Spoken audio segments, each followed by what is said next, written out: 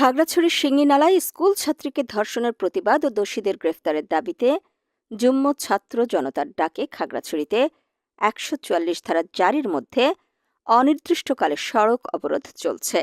অবরোধে পাহাড়ের জনজীবন স্থবির হয়ে পড়েছে।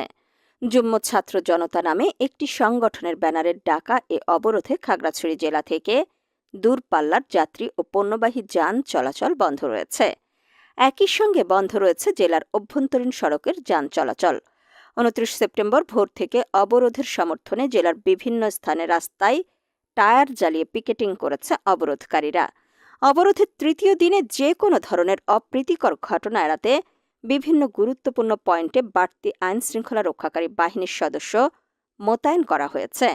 বাজার ও বাজারের আশেপাশে কোনো দোকানপাট খোলেনি।